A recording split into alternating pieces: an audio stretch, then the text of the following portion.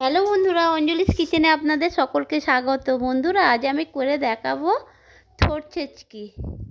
এই থোড় ছেচকিটা কীভাবে বানাই আপনারা দেখতে থাকুন। প্রথমে উনানে কড়াই বসিয়ে তাতে পরিমাণ মতো জল দিলাম। জলটা একটু গরম হতে একটু খুন্তি দিয়ে নাড়াচাড়া করে এতে একটু লবণও দিয়ে দিলাম। দিয়ে এবারে খুন্তি দিয়ে জলটা ভালো করে লবণের সাথে মিশিয়ে দিলাম। তারপরে যে কেটে বেছে ধুয়ে রেখেছিলাম থোড়টা, ঝিরিঝিরি করে কেটে রেখেছিলাম, ওই থোড়টা দিয়ে দিলাম গরম নুন জলের মধ্যে। দিয়ে একটু ভাপিয়ে নেব বন্ধুরা। জলটা অল্পই দিয়েছি, কেননা জলটা আর ফেলবো না, তাহলে ভিটামিনটা বেরিয়ে যাবে। যার জন্যে অল্প করেই জল দিয়েছি, ঢেকে দিয়েছিলাম। তারপরে দেখি বেশ ভাপানো হয়ে গেছে। তারপরে এর মধ্যে দিয়ে দিলাম পরিমাণ মতো হলুদ। পরিমাণ মতো হলুদ দিয়ে ভালো করে নাড়াচাড়া করে দিচ্ছি বন্ধুরা। অল্প একটু জল আছে, কিন্তু জলটা এর মধ্যেই শুকিয়ে যাবে। এইভাবে আমি থোড়টা ভেজে নিচ্ছি। মোটামুটি আমার থোড় ভাজা সিদ্ধটা হয়ে এসেছে। এইবারে আমি তুলে নিচ্ছি বন্ধুরা।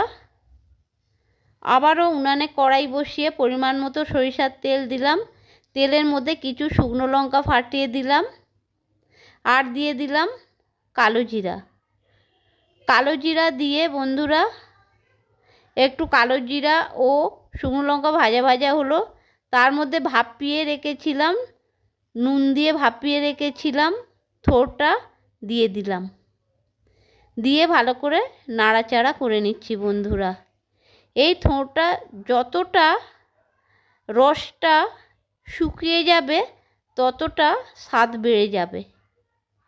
এইভাবে আমি ভালো করে রসটা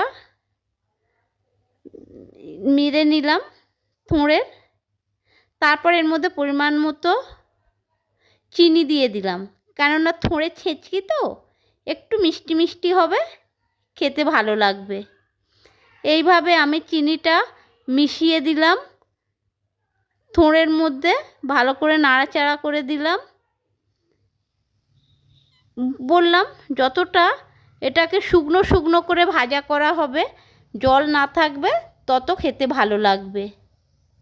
মোটামুটি আমার থোড় ছেচকি হয়ে গেল বন্ধুরা। দেখুন কত সুন্দর হয়েছে। গরম ভাতে থোড় ছেচকি দিয়ে খুব ভালো যাবে।